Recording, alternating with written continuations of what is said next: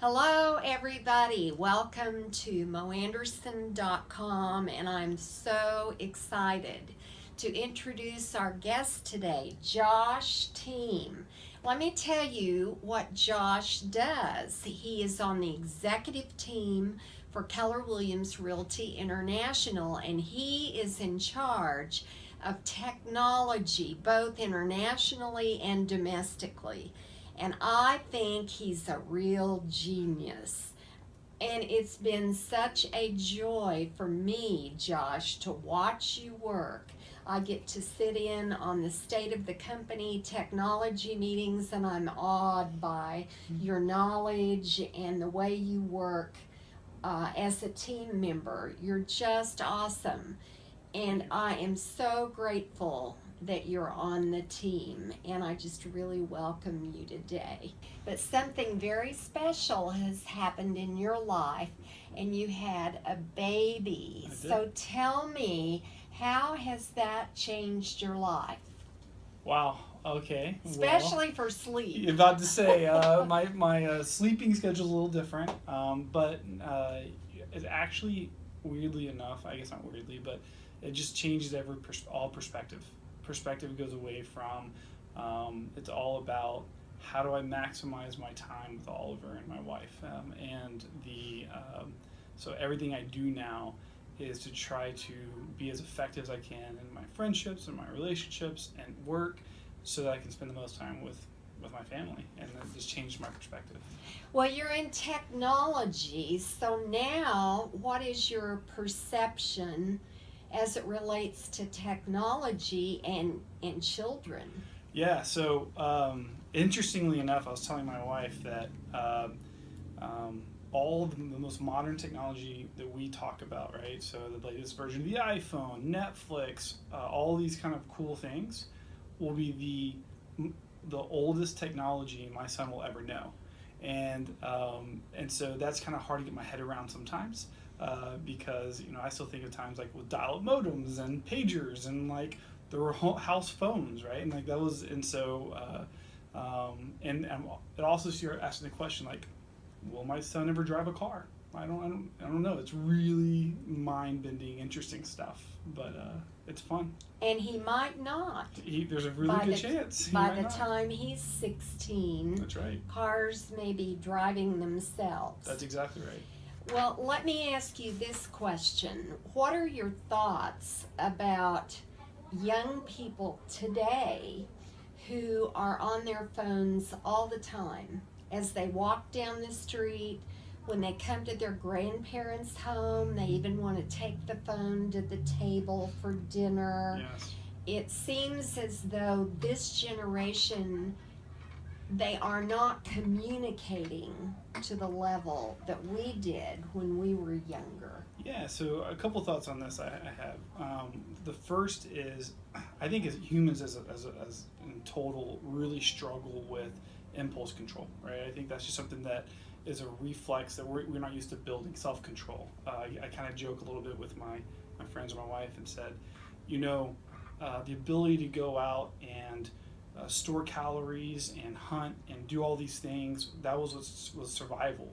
But now, as we have a lot of calories that are plentiful in grocery stores, as all those things, now the strongest are those who have self-control. And that's something that we haven't had to, that's something new for us, right? And so with that being said, technology brings this whole new endorphin release, which is, oh, someone sent me a message. Oh, there's a new photo. Oh, there's this news alert. And I think we will have to learn how to control those impulses, just like we do with everything else, right? So I think in the 70s there was lots of new recreational drugs that came out, and people got crazy there, and they had to go, and we got involved. And I think the same now with phones, that they're bad for your health when you use them too much. And those spinal issues are happening with children. There's lots of stuff happening, and so I think we're going to have to learn how to control our impulses with technology. Well, as your child grows older, how will you keep him from watching all of the bad things that he can see in social media? Certain types of porn. how are you going to handle that as a parent? Well, there's You see, I never had to deal Yeah. with that. So a couple things on that. Interestingly enough, so first off, my son just turned 1 this past weekend, and he's probably watched about an hour of TV. We've really tried to be disciplined, and we don't have the news on. We just don't want him to get associated that technology is a stimulant that you can be entertained by yet. We know there's going to be a time.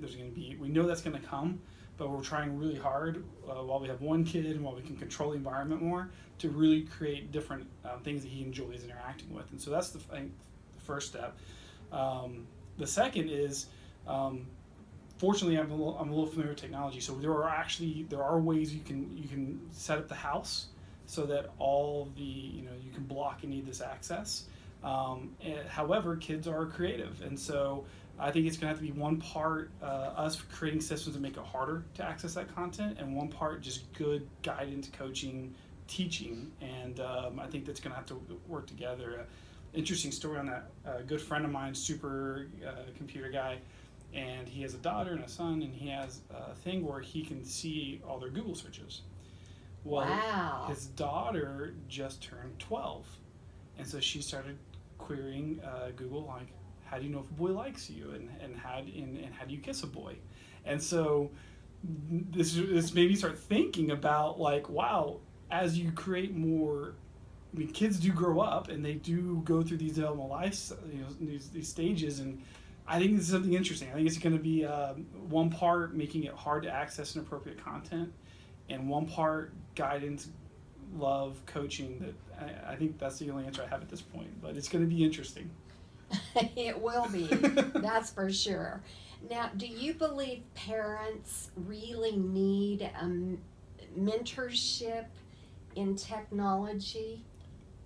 Absolutely. So I will say, when I was a kid, I was more tech savvy than my parents, which basically meant I was in the wild, wild west, because and they weren't equipped. Nothing against them. They were not equipped with the skills or the knowledge to give me guidance on the internet, because they didn't understand the internet. And so I think that it's the same as if your kid is going to be going into something that you're not familiar with. In order for you to give them the guidance and mentorship that they need, you have to immerse yourself in that world. I absolutely think that parents have an obligation to be informed, and when their kids are younger, right? When they're when they're going to college and stuff, I mean, that's a totally different game. Right. But when they're younger, I think that my personal belief is that I owe it to my son to be immersed in his life, what he wants to go pursue, so I can give him the proper guidance. So how do you find a technology mentor? Yeah, so, well, most of the parental controls is a really big thing over the last 4 or 5 years. In fact, there's been legislation that's come out to make it, they have child-proof medicine stuff, they have child-proof all types of things. They're creating child-proof type technology because they know they need to. So the first place is, if you have a technology in your arm, whether the internet, whether TV, whether Netflix, no matter what it is, they actually invest lots of money on educating you how to create the parental controls so that you can. So I think the first of it, I would seek that out. And then the second one is there's actually software or things you can buy for pretty inexpensive that you can install in your home to really lock it down. Like, you could say no Facebook except for these 2 hours a day. You can turn off mobile devices. There's people, capitalists have created good solutions to these very common problems that families, I think, face across the country. So do you find out about these through your technology vendor? I think the first thing I would do is, whatever technology you have in your home, I would just seek their manuals and say, what are the parental controls that come built in? Okay. And then the second thing is, if you wanted to go a little bit farther, I would just go to Google and say parental control for home, right? There are a lot of people who are looking for consumers of their product. Like, they built these products for $30 or $40 that can lock down your home. So I would say, first look at your product manuals or the online help for whatever technology that you're concerned about. And the second would be, if you wanted to go a little bit beyond, a quick Google search, there's a lot of people willing to solve this problem for 20, 30 bucks. Well, Josh, I just can't thank you enough for stopping by and giving us this great advice. And so now you know what you can do as a parent to help control this technological environment. And so go to those manuals and find out what the parental controls are and get busy controlling it. Josh, what 3 pieces of wisdom would you give our audience today if there were only 3 things you could tell them as it relates directly or indirectly to technology? What would it be? Well, interestingly enough, I asked a similar question for my newborn, and thinking it was going to be like fruit and vegetables and all those types of things that a normal doctor would tell you. And my doctor gave me 3 tips of advice, and they were all either directly or related to technology. And the first was, he said there's a lot of children, teenagers, young teens, 10, 11, 12, 13, that are building up spinal issues because they're always looking down. And so not building the habit of looking down and hunching over, and so getting them off of a phone, off of a tablet, and up and into the world is actually how our spines and bodies are meant for. And there's a lot of health issues that come when you get like that for a young kid whose spine's growing, but it grows weird, kind of not as it's supposed to.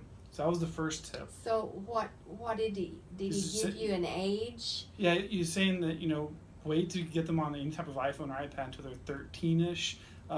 Because otherwise they're going to spend so much time here as they're going through this development curve. So don't have an iPhone or an iPad until you're nearly 13. Don't let them build daily habits until they get into that age, because it'll affect their spine. They'll continue to put pressure on their neck and their head. Wow. Yeah. The second one was, he said, if you can, no TV for the first couple of years of life. And so me and my wife took that to heart, as we talked about earlier, and we try really hard to limit that, because what's happening there is children are just exploring the world, right? They're just that wall is boring and it doesn't do anything, so I'm just going to ignore walls. But that dog is super exciting and fun and interactive. Well, when a TV and bright lights and all the things are on TV, the sound, and that becomes entertainment or something that's fun, they're getting trained in a weird level that's how you interact. And so letting them learn that you interact with humans and you interact with the real world is really important those first years of life. And so really limit how often the television or electronic is the stimulant for a young kid. And then that's pretty amazing, because a lot of people use a TV as a babysitter, so to speak. Yes, and I've, me and my wife have been tempted many a times, and so I empathize with that,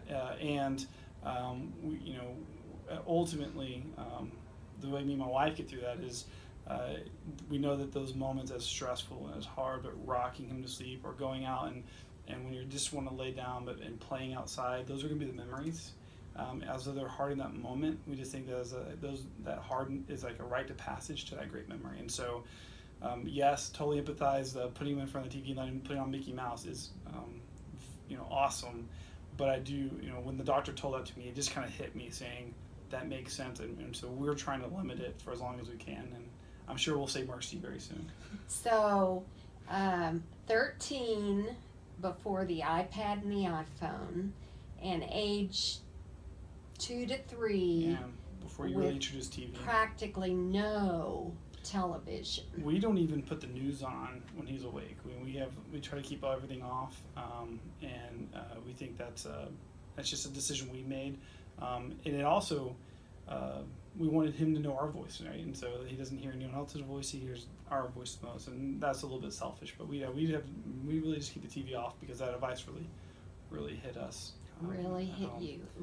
What's the third piece of advice? Yeah, so the third piece of advice is that we personally think that it's important that we create those human interactions and those human dialogues, and so allowing you know probably related to the phone and stuff, but not allowing them to communicate through text message, and not allowing them to communicate through just email, and actually creating those social skills, those social cues of reading someone's body language and engaging them in eye contact and all those types of things. We think that's a really important piece. What I find interesting is that you receive this information from a medical doctor. Yes.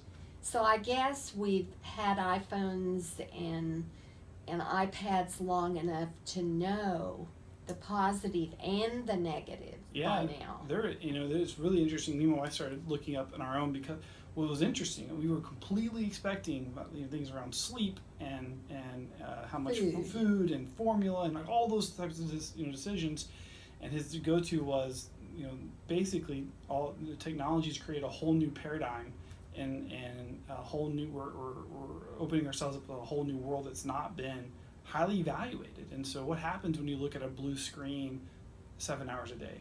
What happens when your neck's over like this as you're growing, your spine's growing? What happens when what does that do? And what happens in how you learn?